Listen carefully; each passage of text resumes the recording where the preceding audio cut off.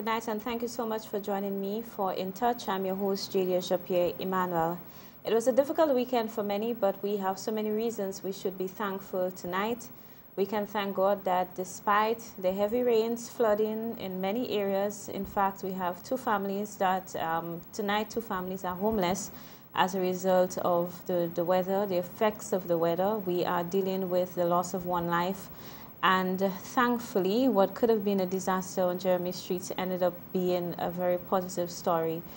A lot happening. I know even tonight as we speak, many families are trying to find their way through a lot of the damage that has been left behind. Many persons have not yet found a way out and really would be seeking to help from neighbors, friends, government, and so on. But in the midst of all of that, what appears to be chaos, we really need to take a moment to give thanks because it really could have been worse. We've had experiences in St. Lucia, very recent experiences, such as the Christmas Eve Trough 2013. We also have had to share in the pain and sorrow of our neighbors. So we know the disaster, we know the effects of the weather, and many persons are still asking so many questions. Even as we sit tonight, as I was about to start this program, I got a message when I announced that my guest is the director of Nemos, Mrs. Velda Joseph, and the question was, why is it we can't warn our nation when we are expecting bad weather and so much disaster? That person felt we could have done better. So tonight I have in studio with me Mrs. Velda Joseph. As I said, I am sure this is a question you have been hearing all weekend long, all day long, and I am sure each time there is rain and there is flooding in some parts, somebody will call you and say, why didn't you tell us this was going to happen? So welcome to the program, and we're going to have a discussion about the weekend and also to focus a little bit on preparedness and alertness in times of or ahead of disasters. So thank you so much for being with me tonight. My pleasure. Thank you very much. Again, the question, what exactly is the system in place to warn individuals or to alert the nation when we are expecting heavy rains or when we're expecting some form of, disaster or maybe a pattern that is outside of our normal expectations and experiences to get people prepared for a disaster? I think that's an excellent starting point for our discussion. Indeed, sometimes when you hear feedback, you receive comments from the public. Yes. This is one of the issues in terms of expectations from the National Emergency Management Organization in terms of warning persons about impending systems. There are a couple of things that I would want to say on that. One being that we need to understand the role of Nemo vis-a-vis the role of specific agencies with expertise for certain hazards. In the case of hydromet hazards and in the case of tropical storms and floods, etc., the Met Office is responsible for giving the information. The Met Office is responsible for putting out those weather alerts. We receive the information from the Met Office. They're the official source. I want to say to persons that the onus is on us to listen to the weather report and to take it seriously. And I'm stressing on seriously because I've had persons say to me, well, we heard the weather report for this particular system on Friday. It did say that it was going to rain. It did highlight the possibility of heavy showers and thunder showers. It did contain the caution to persons in low-lying areas and persons in landslide-prone areas. But we did not hear from Nemo. Yes. We did not hear from Nemo. The Met Office is the official source. We support the Met Office when we send out our advisories. If you listen very closely, we are almost reiterating what the Met Office is saying. Mm-hmm. So the Met Office says it's going to rain, we accept that it's going to rain. If the Met Office calls to say, well, Nemo, we are expecting serious changes in the weather, it's deteriorating, then we reach out there to persons to say, please be careful because we have this, deterioration of the system. Please be careful because this is what the Met Office is saying to us. But in the first instance, I really want persons to take that personal responsibility to listen and take heed of the weather reports. Many persons dismiss the weather report and they say it is the same old. In fact, in the middle of all of what was happening in terms of the trough, there was flooding in Castries, flooding in Vieux-Fort, flooding in Bexar, flooding in Canaries, and so many of these other areas. And I remember posting an update from the Met Office. It's not even an update, but the regular weather report. And somebody says, well, it looks the same as yesterday. And so a lot of persons seem to be dismissing the report as the same old and not really paying attention to it. How do we highlight when there needs to be greater emphasis and then perhaps stick to the original when the original is what is necessary? Do you think we're doing enough to stress on when the expectation is that there is a threat versus when we are going to be experiencing the usual everyday rainfall? Right. This is a discussion that is ongoing. I think this is an issue that has been raised. The Met Office has indicated to us that perhaps we can look at varying ways of making sure that the public understands, because that is an issue that there is. It looks the same, and also the language is not what people understand. Yeah. Since the Trough 2013, of course, everybody is familiar with Trough systems and what can be expected from Trough systems. But this is a discussion that we were having as to how can we put it in such a way that the ordinary person understands the potential impact of the system. I think people will really relate to it when you start talking about the potential impact of the system. And I think this is perhaps one of the reasons why we go to lengths. Once the Met Office says to us that this is serious, this is going to happen, we put out releases, we go on the air to say, this is what we're hearing from the Met Office, and these are some of the things that you should do. So aside from saying that, you know, persons in landslide-prone areas or persons in flood-prone areas are asked to be cautious, motorists are asked, we say to persons, if you are in a flood-prone area, the area is beginning to flood, these are some of the things that you should do. In fact, we are assisting you in ensuring that you put measures in place to be prepared. However, on that note, I need to say also, Jadia, that we always need to be prepared. That is the key message that has been coming out of the National Emergency Management Organization, that you need to be prepared for any hazard impact at any time. I think the Trough has indicated to us that this thing about systems, and this is the rainy season, and this is the dry season, and this is the hurricane season. We may not be having these seasons anymore. You need to be prepared for anything that comes our way. You may not have a long warning period. What would you do? It is important that persons, again, I want to stress on that the issue of personal responsibility, that you have a plan and that you know exactly what to do if you have very little warning time for any particular hazards. For an earthquake, we may not have any warning time. True, that is true. That is true. I accept and I understand that we always need to be prepared, but there are times when things happen suddenly. So, for example, you referenced the earthquake, but just imagine that although it had been raining all day on Thursday, Wednesday was a blazing hot day. I mean, I looked up at some point and I did not see any clouds in the sky. But by Thursday, it was raining, and it rained for the entire day on Thursday. Yet, Friday morning was a normal day. So you get up, you prepare yourself, you drop your children off at school, you go to work. But, you know, by 10:30, then you realize, hey, something is wrong. So you may be prepared in terms of what your plan is, what your exit strategy is. You've ensured that your vehicle has fuel. You ensure that you have the necessary emergency supplies at your home and so on.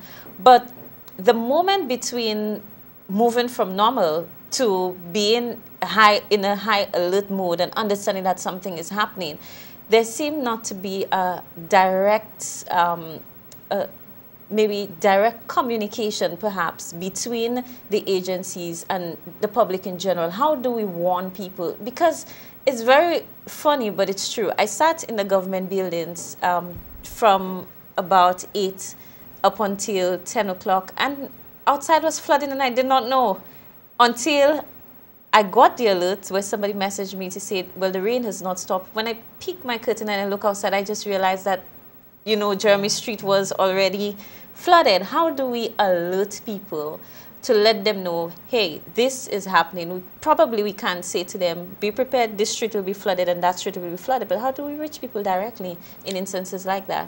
As you rightly said, sometimes you have very little time. The systems are unpredictable, as you know. The weather systems are unpredictable. They change course, they increase in intensity, etc. Once we have any indication of a system coming through, whether it be just rains, a trough, a tropical wave, that is going to cause potential flooding or landslides in areas, the Met Office would immediately get onto me.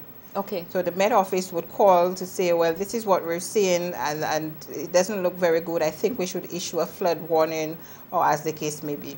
We immediately, as a National Emergency Management Organization, we immediately send that information to the public by various means. We use all of the media that is available to us. We use social media as well in terms of our website. We also have the platform where we can send text messages via Lime and Digicel to warn persons of what is happening.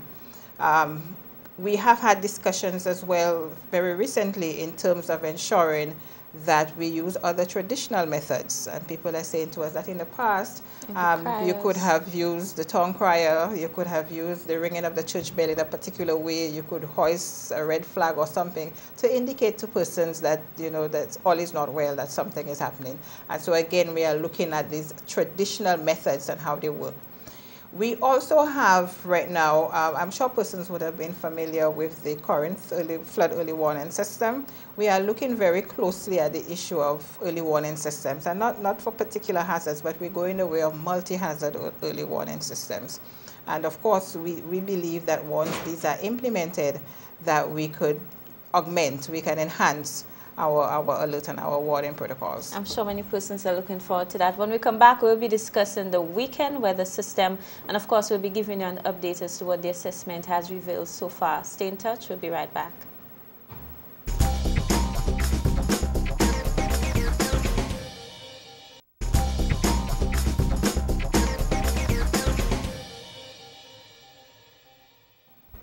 Welcome back to In Touch. My guest tonight is Mrs. Velda Joseph. She's the director of Nemo, focusing on the system that affected St. Lucia over the weekend. And if you've been listening and you've been paying attention to the weather forecast, you would realize that we're not quite out of the woods as yet because, of course, the ground is saturated with water.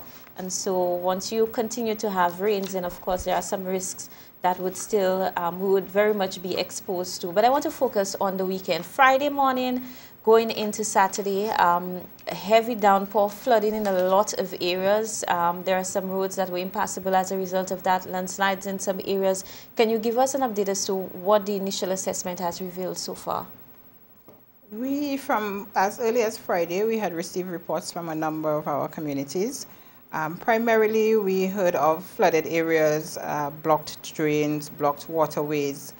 In the area of Grosile, and I'm going to highlight the critical areas that you know we recorded significant damage. The area of Grosile, areas in Grosile, we saw minor landslides in a number of areas and blocked roads as a result of flooded areas. In the Castries area, of course, pretty flooded. In the area of Union, Dame Paulette, in fact, I was at the Ministry of Agriculture at that time, and I could actually see the rising waters around at the Ministry of Infrastructure, around the Dame Paulette area. But Castries Southeast, in the area of Mark, Sarot, Odsa, that area was pretty badly hit. In fact, I'm sure many persons are saying the usual. It is probably so. I drove into Castries Southeast, into Mark in particular, on Saturday morning, and I was a little bit surprised at the level of devastation. But when I drove through and I saw the number of rivers traversing that area, I realized it was primarily overtopping of the river, causing water damage. There were, of course, some landslides in particular areas, and we had the Flowsack #1 bridge being undermined again by the river in that area. So we are currently doing the assessment. We know that, you know, a number of persons sustained damage. We saw appliances, living room sets on the outside. Persons are trying to get these dried and working again. But as we go through the assessments and we complete these, we can get a fairer picture of exactly what persons have lost as a result. In terms of public infrastructure, schools, I know you mentioned a bridge and so on. Did you get any reports of any damage? No, in fact, we had a little bit of concern about the Bexon Primary School. The flood waters reached the grounds of the school, but fortunately, no damage. We are dealing with the loss of one life as a result of this system. It has been reported that a 39-year-old, father of four, I think, which is the saddest part of this situation, is a father of four. He has four young children. A 9-year-old, 6-year-old, 4-year-old, and a 2-year-old. When I read that, it was really sad to read. But this man has died, and the reports coming from the community and individuals who witnesses to that death is that the gentleman was attempting to save his friend's cow. Now, many persons who have read about the situation are lamenting that this is really an untimely and an unnecessary death. If you can describe death, in that way. How do we get people to understand or to, and I'm thinking to myself, as I'm saying, probably it is difficult in that moment because you really have a split second to make a decision to do or don't do. And even when I think of myself on Friday driving through the flood waters to get my children, I mean, I saw the flood waters. You did that, Jadia? So I did that, and I was very surprised that I did that, trust me. But I just felt that I needed to go get the children, and so I went. And then I'm thinking that there probably is just a thin line between sanity and insanity at that moment. But how do we get people to act more responsibly in disasters? Because the warnings do go out. We hear it all the time, that your first action should be to secure yourself, to protect yourself, and then your property after. If you can secure your property before the flood, before the fire, before the disaster, then all well and good. But how do we get people, and probably not just the individual, but people around the individual, to make that right decision in that split second? Again, I think it speaks a lot to education. We really need to have a consistent education, a targeted public education program, public education drive that speaks to those issues. That is, in your face all the time, that persons begin to understand that there are certain things you do not do. As you rightly said, personal safety. You need to ensure that you are safe. You need to assess around you before you take any decision to go out there. In fact, we say during the event, you do not go out there.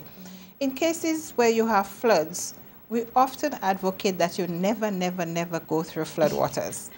You never go through flood waters. I hear that all the time, and I know that. You do not know what is lying in the water. Yes, exactly. You could have live wires in the water. The waters are flowing swiftly. You could easily be washed away. We ask that you never, ever cross flood waters. You wait until the water has subsided, and then you can go. You can proceed. We need to realize that, some of these items, our belongings, what we price, we can always replace them. But loss of life is very, very sad that, we should lose lives in that way. And again, I think it really speaks to our engagement of communities and the message, the consistent message that we need to have out there all the time, that personal safety. Make sure that you are safe before you do anything. And many persons are saying that it could have been worse, that we probably could have been counting 3 or 4 deaths, because this occurred when everybody was about doing something.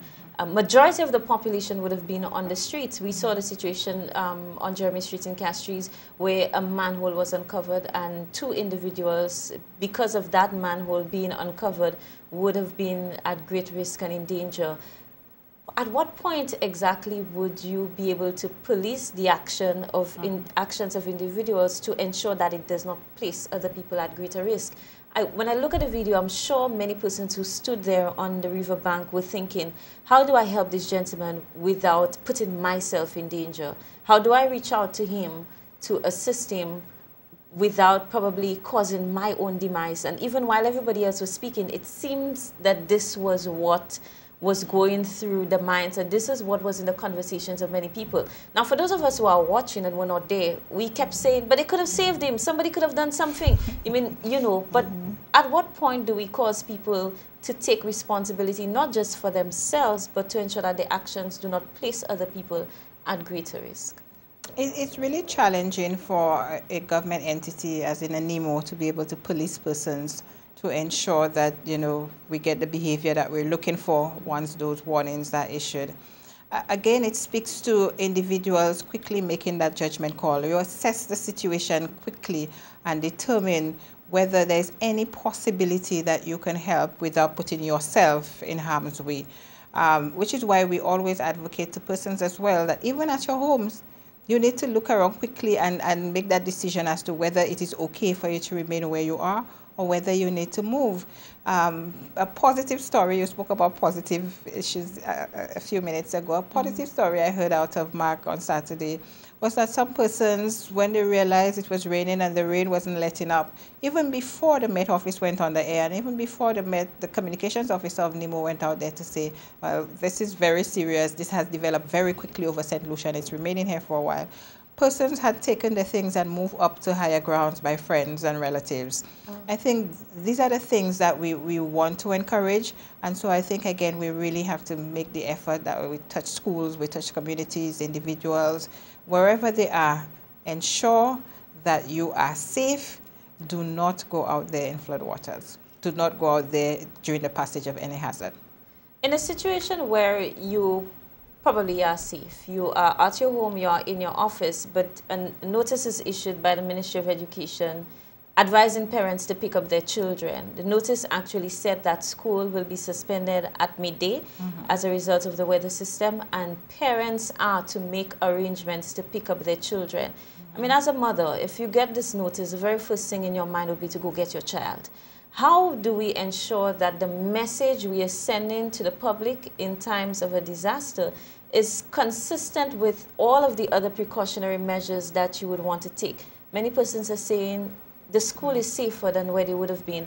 I saw students, for example, from the Corinth Secondary School walking along the waterfront, and one of the boys said to me, "Miss, we had to walk all the way down because we could not get a bus." They walked down in the rain because they were seeing what was happening around them, and they themselves had their own concerns and their own fears. How do we really balance it and manage? Because for me as a mother, once I get that notification that school is out, I will go for my child. This is just how I'm thinking, that I need to find my child. I need to go to get her. And I'm sure this is what all of the other parents would be thinking. And for those who could not go, they'll be wondering, Lord have mercy, where's my child? Is my child on the streets? How will my child get home? How do I get to my child? Do you think that there needs to be a more cautious approach to how we issue those notifications coming from other government agencies in times of disaster? As it relates to the message that came out of the Ministry of Education, I do know that persons were asked to collect their children from schools. Yes. However, it is still within the realm of ensuring that you are safe while doing so. What I do know as well is that principals, they knew, or there was the agreement that they would keep the children. If it's not safe to go home, and if nobody comes to pick up that child would remain at the school until it is safe, under care and guidance of teachers and the principal. In fact, I was told that the college kept the children there for a while until it was pretty safe to go. And again, you have to ensure that it is safe to do so. If education says pick up your child, it doesn't mean driving through flood waters and being, having a risk of being washed away to get that child. So we need to strike that balance, and we need to ensure that we do it well. But I think even when we issue the notification, we should give the assurance that the children will be kept and the children will remain until they can be handed over to a responsible adult, parent, guardian, probably some of them with their school buses, and so on, because I know that weighed heavily on the minds of a lot of parents, and I did receive a lot of messages. Where did you expect our children to go, and so on and so forth. When we come back, I'll read some of your messages. We also need to touch on a few other matters, and of course, we'll be taking your calls. Stay in touch. We'll be right back.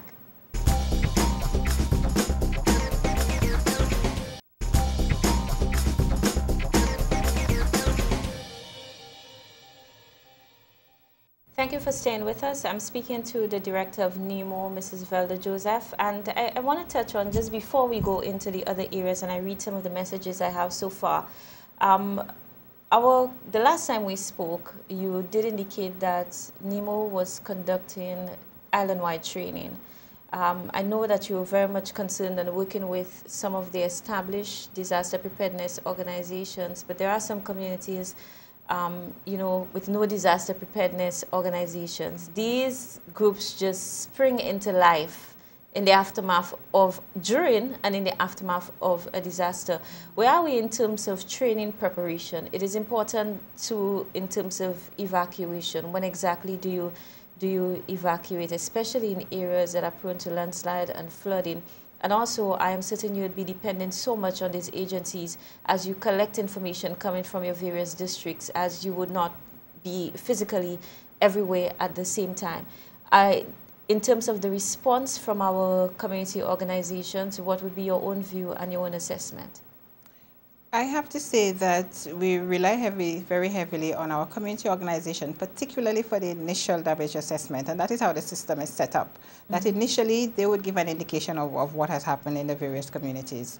Of course, as you would imagine, some communities that immediately we get the reports coming in, we get typed reports coming to us. In other cases, we have to call. So if we do not hear from a particular district, we call to find out what has happened, and we get that information that way.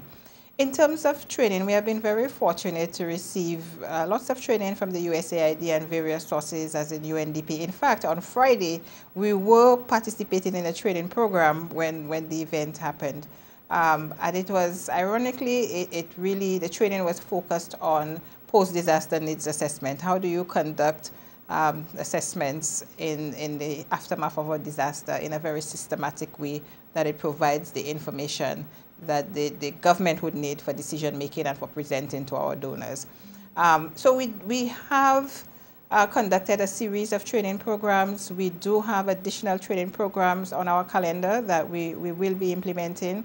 Aside from that, however, we are planning, and we have started it, to go into the communities, into the schools, into church organizations, you name it, wherever it is, because we have to reach people with the message. We do not want people saying that, I did not know that's what Nemo would do, I did not know that's what the Met Office is responsible for. We have to get down to persons with the message and the message of preparedness. About 2 weeks ago, I attended a training course in Cuba, and it's really amazing to see how the Cuban system works. Preparedness is really, really organized. Everybody seems to know what it is that they're expected to do and how to do it. And again, it is really heavily supported by research and education and community sensitization. For us, I think we need to be pretty consistent. We need to make sure that the message is out there all the time, and that it is not linked to a project in particular. So whether we have projects coming through or not, we have a public education campaign going through on all of the hazards that we're exposed to. And I'm very happy to say that the government of St. Lucia has seen it fit to have a communications person at the National Emergency Management Organization. As of last month, we welcomed Mr. Xavier as our communications manager. And so we are currently working on making sure that we have a strategy that targets all of the different sectors of the population with our preparedness message and our risk reduction and resilience message. How do you ensure, or how do you get the guarantee that the information you'll be receiving from the various cells in the communities would be totally accurate? In moments like this, information can go out and can cause a lot of panic and fear in the population. For example, I was listening to a radio station, while all of this was happening, and there was an update that the shock bridge is gone. And it's just so not funny. I can't even laugh. I had to call and say, you need to be a little bit more responsible. Yes, you want people to call in to give reports as to what exactly is happening in the area. But there are some things, if you cannot verify it, especially if we're talking about major, infrastructure, we're dealing with, it's not, a small community. I'm not saying that what is happening in the community is not as important as what is happening elsewhere, but to just call and say that the shock bridge is gone and for it to go across the airwaves, it's going to create a lot of panic.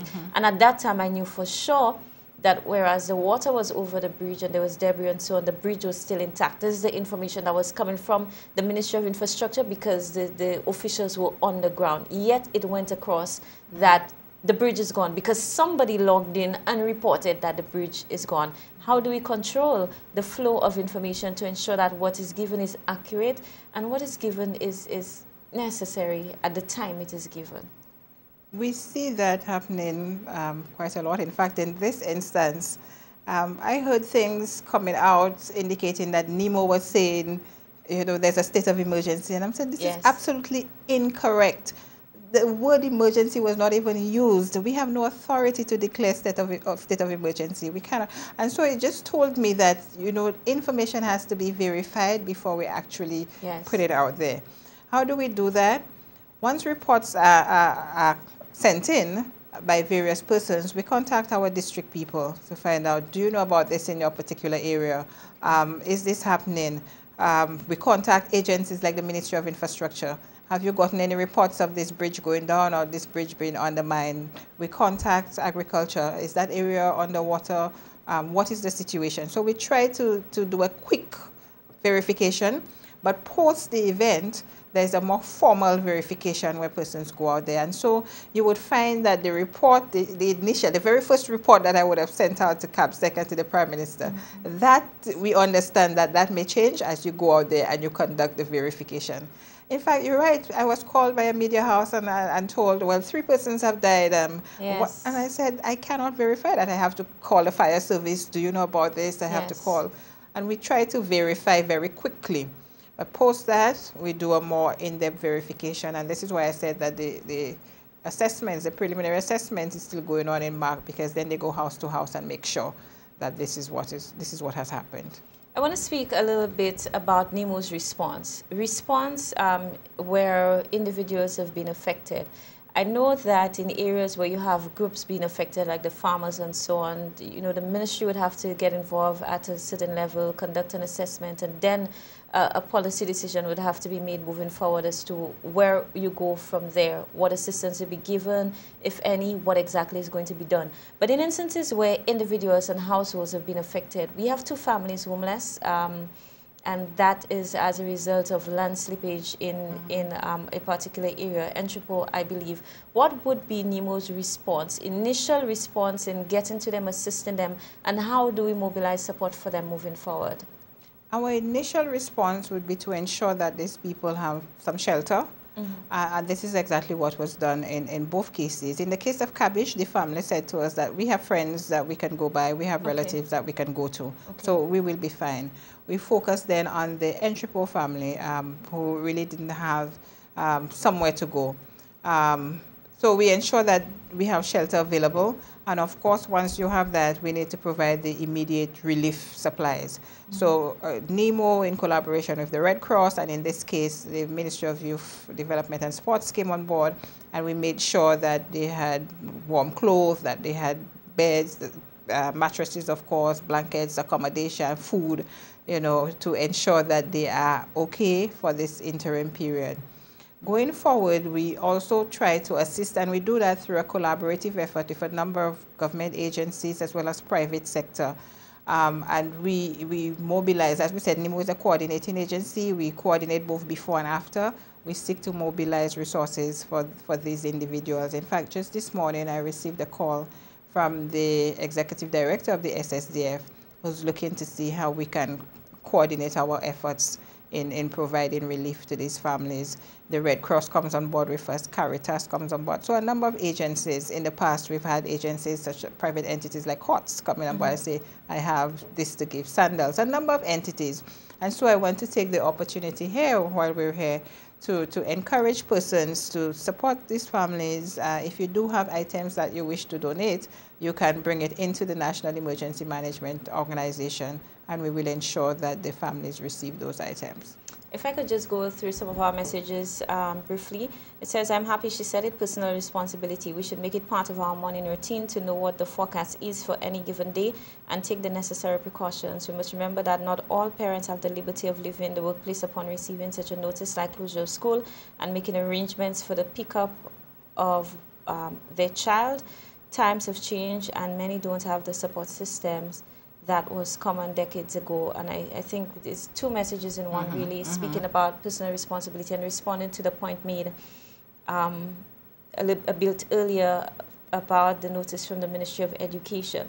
Now, somebody sent in a message to say, we really need to realize we're not totally out of the woods yet. I listened to the weather report, and I know we're still expecting some rain. So even though it is not really in our area right now, people need to be mindful. Don't wait until you see the rain and then begin to act and shout and scream, saying that nobody said anything.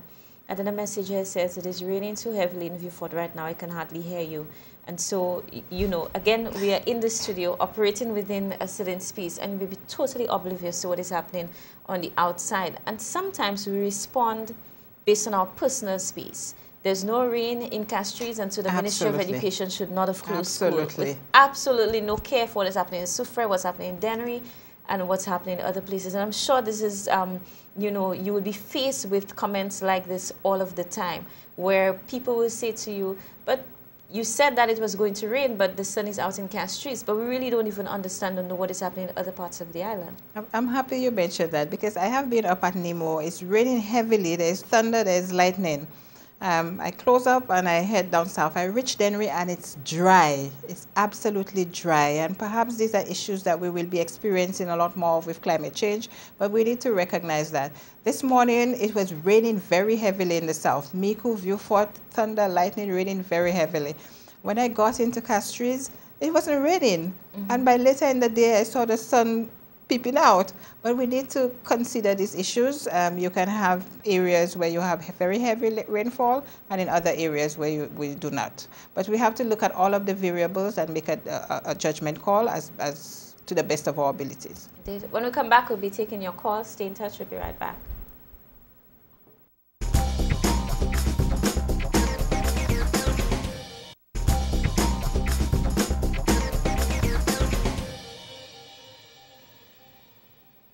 Thank you for staying with us. We'll be taking your calls now. I'm sure that you have some comments that you'd want to make or questions that you'd want to ask of the director. You can feel free to call in right now at 452-7347. This is the number to call. Some messages coming in, and this person says, sorry to tell you, but they're not doing a good job. The Met Office and Nemo. I don't listen to the local report. This person says, Nemo is making so many excuses that are not making sense. By 11 a.m. on the chaussee was already covered with water, and no warning was out from Nemo. And people were leaving town, and they were heading to the chaussee. We have our first call on the line. Good night. Good night to you, Julia. Good night to you, Ms. Joseph. Mrs. Joseph. Good night, sir. You know nowadays, right, Mrs. Joseph, Julia, that we have so many experts now on weather. Because, you know, everybody now have a smartphone. You know, so they have a gadget where they can follow, they have a weather app on the phone. So, but don't you all think that is one of the reasons why persons don't really pay much attention to the weather report or the weather bulletin that is the media that's put out? That's an interesting question. Thank you. Are we competing with all of the apps that are out there? Perhaps so, because as I said, I was in Cuba about 2 weeks ago and that came up. The gentleman from Dominica was saying that persons were onto the National Hurricane Center website and seeing all kinds of things, and persons were not really listening to what was coming out of the local institution. And so many persons were unprepared because, of course, you know that Erica was not headed initially towards Dominica. And that is why we try to say to persons that you need to listen. It's fine to see what is happening elsewhere, but you need to listen to the local radio station, because our local situation is what the Met Office will look at. We will decide whether we need to issue flood alerts or flood warnings based on what is happening locally, based on our own circumstances. So we really need to listen to the Met Office. NHC will not tell us whether we need to issue a flood warning. They don't know a Canaries, they don't know a Dennery. Sure. So we have to follow.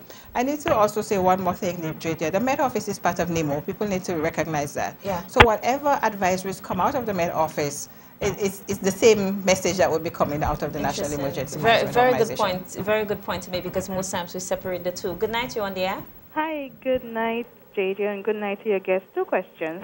Sure. I wanted to find out whether the city of Castries and other flood-prone constituencies have an evacuation plan, And I also wanted to find out about, I heard recently about flood warning systems, and how exactly do these work? I just wanted to ask those two questions. Thank you.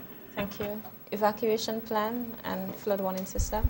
We are now in the process of developing community plans or district plans. In our case, we'll do it per constituency, which is the boundaries for our district disaster committees. Unfortunately, at the moment, we have a detailed plan for Schweizel. In other areas, we have a semblance of what we would refer to as an evacuation plan, but we need to have more in-depth plan that speaks to the hazards, that speaks to risk associated with those hazards, that speaks to all of the other information that we require.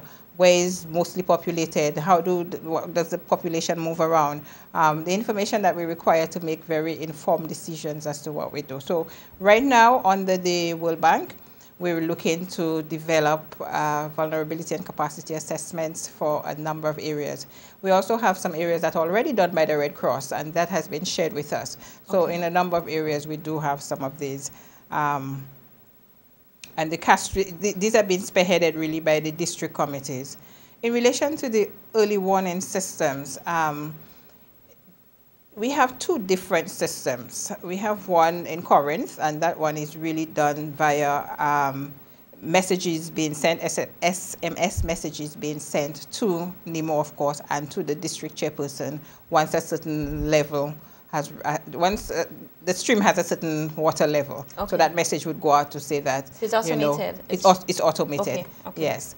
The one that we're looking at in Denry, and the one that has been implemented by the Water Resources Management Agency, it is also automated, but it's particularly in Denry, it speaks to broadcast interrupt, and it also speaks to data signals being sent. What we mean by that, if there is need for an alert to go out, we would be in a position from the Nemo office to send a message to all of the media houses, and it would interrupt the broadcast that is going on at the time to send that message through, that Denry is expected to be flooded out and persons need to move to higher ground. For this to be effective, you would probably have to find a way to interrupt our phones as well, because I think most of us spend our time right here on our phones, in WhatsApp, in different apps and so on, than we spend watching television. These days, it's almost as if we schedule television for specific programmings and then we move on. Perhaps Nemo can go into the direction of developing a specific app where information comes in there. So anybody who owns a smartphone can download this app from, the Play Store. And then just as you would access your banking information, for example, you would be able to get an alert on there to let us know what is happening where, or, if an advisory has been sent. I don't think this is way out of the reach of Nemo, especially where we are right now. You're absolutely right. I don't think it is out of the reach of Nemo, and these are things as we go forward, we can absolutely use the technology to support us in our preparedness efforts. But not just television, it interrupts radio as well. And as I spoke about the RDS is really just a small FM radio that you can have, and it would go off once the message comes, whether it's plugged on or whether it's off, it would go off, and that message would also scroll. So wherever it is, if it's at a school, then the principal knows I need to tell the children that something is happening, or at a church, wherever it is. What we need to look at as well is how do we warn our special needs population, and this is a discussion that we've been having. In fact, we're looking to CDML through an EU project to assist us in developing messages, particularly for persons with disabilities and older persons. We'll go to the phone lines. Good night, you're on the air. Hello, good night. Hi, good night. Yes, I have been watching your program with great interest, and I think one of the main causes of all the flooding is a lot of irresponsibility on the part of... You can't hear me? Yes, I can. Yeah, we can. Yes. Go ahead. Yes, a lot of irresponsibility on the part of our residents here. First of all, we build houses in all precarious positions on hill slopes. We just cut indiscriminately. We do not put retaining walls, or at least plant something around to hold the soil. And I don't think there is any fixed pattern for water from the mains. People just attach their waters, and then there is no proper drainage, so to speak. You see? So you find all these little houses pushed on top of the hillside. Everybody has his own drainage for his home, and there is no main drainage to take it down to the main waterway. So yes, and there is lack of cooperation among the people. If you say in a little community you want to build up a drain or something to help the community, there is no cooperation whatsoever. You're very correct, Connor. You hear people saying that you need to keep the drains clean. We hear that message over and over and over. School children hear it. You hear it on the air. Ministry of Education, Ministry of Agriculture, Nemo, everybody preach the same thing. People are just careless. That's a very good point. I'm not even finished. If you look at the garbage indiscriminately, we drop our bottles, we drop everything, even on the bus you travel. People use the garbage, their containers, and they just throw it out of the window. I mean, we need a good education. Our school system is good, our teachers are good, but there must be a way where we can just shake up the people a bit for them to understand what is happening. Sure. Too much irresponsibility. One more thing, I believe that the government should allocate residential areas. Deny people building houses in all these precarious positions on hill slopes. Allocate areas where they can build and put proper housing structures for them. That's my contribution. Thank you. Thank you so much for sharing for some very key points coming from that last call. I will tell you that there are some areas that are designated as residential areas, and I think now the Ministry of Planning is in the process of developing a new land use policy, and it's something that we really need to look closely at. I'm sure, Director, you're very much concerned, just as this caller, and probably 95% of St. Lucia's population, about the indiscriminate dumping of garbage in St. Lucia. It is a cause of, probably the major cause, maybe along with climate change, of the problems that we're facing. You know, JJ, somebody asked me a question some time ago, and I said to the person that Nemo is all of us. Nemo is really, really all of us. What are you doing to ensure that you are prepared? What are you doing to ensure that you do not increase your own vulnerability? And the caller made a very valid point, because our planning regulations, we disregard that. Solid waste is an issue. If you look at the drains, when we're called upon to say that this area is being flooded out, you go out there and you see the amount of garbage. Sometimes it's just a simple matter of just clearing out the garbage and allowing the water to flow freely. So we really have to look at our actions, our inactions, as the case may be.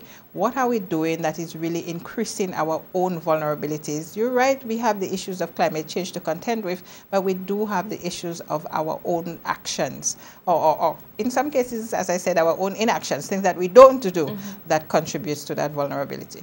We'll put a cap on the calls because we will end the program momentarily, but I just want to read a message. It says households should have their own evacuation plans in the event of fires, floods, etc. I'm certain the fire service, Nemo, and the appropriate authorities would provide guidance for such. In the absence, there is YouTube.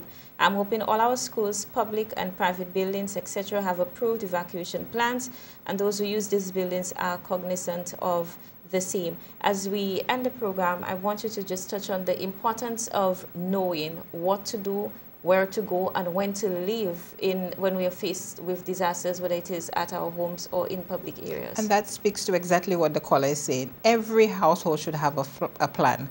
We advocate that you must have a family plan. We can provide guidance. The fire service, as they said, can provide guidance. The Red Cross provides guidance. And your plan would speak to what do you do to prepare for particular hazards. Your plan would speak to how do you evacuate, how do you contact your children if they're out, if they're not with you, how do you ensure that you secure your property, that you look around your house and you know what is there and what is. So that plan is very, very critical. Your plan speaks to how you respond. Your plan speaks to how you're prepared. And so we ask in persons personal responsibility. That is very key. Have your plan. Ensure that you listen to what is coming out of our Met Office. Ensure that you follow the advisories. And I think, we can go a long way in ensuring that we increase our own resilience to the impact of hazards. Thank you so much for that. And for individuals who want to call in to report perhaps damage in their area, would probably just need some guidance from Nemo as to what to do, when and how, a contact number that they will be able to reach Nemo at. Nemo's contact number 452-3802, 844-682-126. You can contact Nemo on these numbers. In addition to that, you may contact your district disaster coordinators, or you can go through the village councils. Indeed. I want to thank you so much for joining us tonight. And just as you say, contact your disaster coordinators. Someone was messaging to say, I live in Sufra and I don't even know who the disaster coordinators are. For me, if anything is wrong, I will just go to the town council or I will go to the Regional Development Foundation. And I'm sure most of them are one and off the same and they would be linked. And Absolutely. so once you can find an authority within your community, then you can report Absolutely. to them. The constituency councils, great place to go. We get the information from there. Sufra is very interesting because I know everybody knows Simone Mondesi, so I'm surprised that, you know, she worked very hard during the Trough. She was there during Thomas. She was there during the fires. But if you do want to know who's the chairperson in your district, you can contact us. You can also volunteer with the National Emergency Management Organization. We will put you in touch with your district committee, and I'm sure we can work towards ensuring that we are prepared to deal with the impact of hazards. Great. I thank you so much, and I want to thank all who viewed the program tonight. For those of you who sent your messages, of course, I could not read all of the messages where the points were already made. I just chose to go over it so that we could get to other things, but I will be responding to you personally. I want to thank those of you who called for sharing your views and asking your questions as well. I want to thank you so much for joining us. We'll be back next week, Monday, with another edition of In Touch. Please have a safe week and ensure that at all times your personal safety is taken into consideration. Good night.